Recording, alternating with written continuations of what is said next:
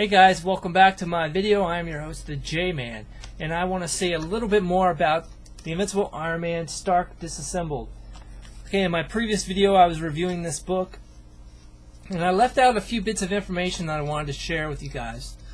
There were a couple more things that I wanted to say. First of all, the artwork, which looks good as usual. Salvador LaRocca is responsible for the pencils, and it looks exactly like it did in the other book, just very photorealistic. All the characters look consistent with what they've been, and that's a good thing.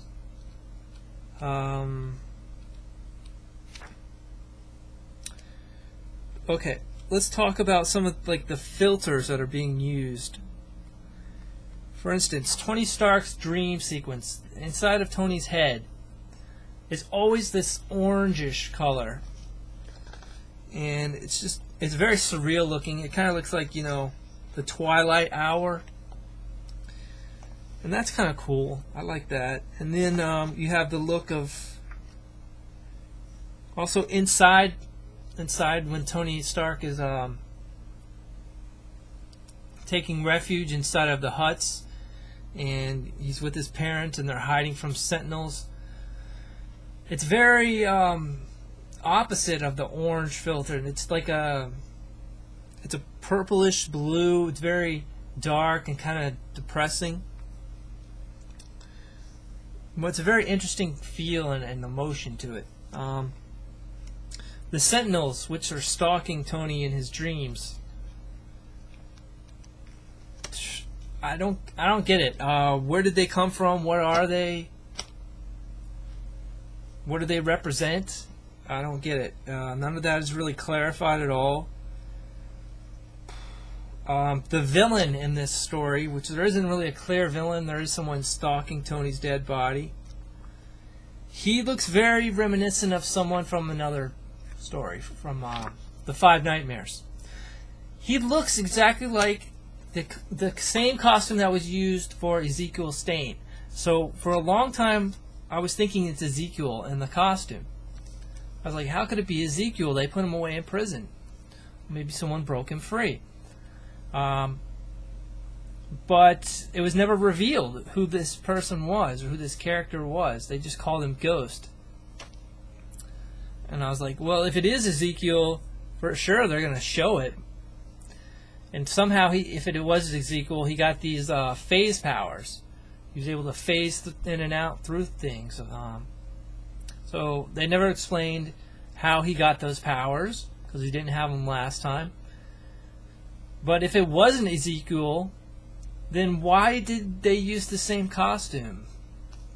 That's very, very peculiar. Okay, so I'm going to get into a few more spoilers. Tony Stark is trapped in his own mind. He's not able to return consciously to his body. Even though his body started working again, they got his heart beating and stuff like that. He's not able to mentally return because he's trapped in this dream sequence. He's trying to figure something out. It's very hard to interpret what's going on. Apparently Tony Stark needs to discover something before he can return. So he goes on this journey and I guess reclaims his identity. He confirms that he is Iron Man. He embraces that fact. He also kind of embraces the fact that sometimes he needs to ask for help. He needs to ask other people to help him. And then he finally has a confrontation with his parents, which, to me, I really don't see the point in that, or what writer Matt Fraction was trying to get across by having Tony confront his parents and kind of go against them.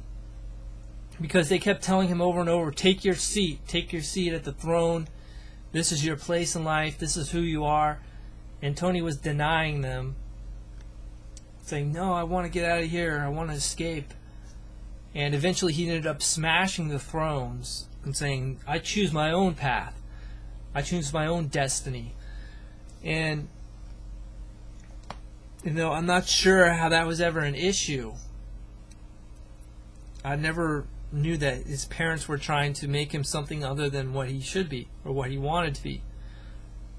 So I don't see the point in that. Also, there was lots of, symbolism.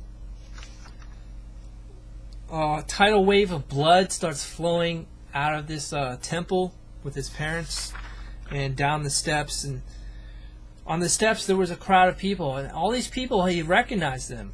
Tony recognized them from his past. People like Happy Hogan and Dr. Yinsen.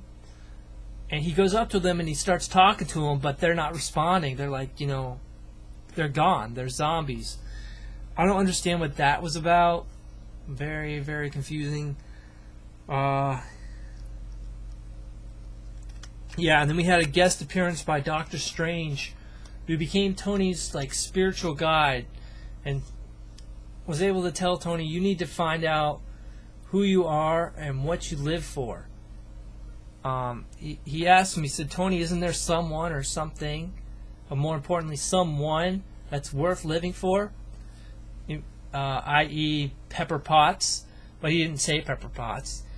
And Tony goes, "Yeah, there is someone worth living for," but he didn't say who. So we can only assume that maybe he was thinking of Pepper. But towards the end, after he denied his parents and smashed the thrones, he was able to hear Pepper's voice from outside, because she was talking right next to his dead body. So inside his head, he started hearing her voice, and at that point, he was able to return to his conscious state.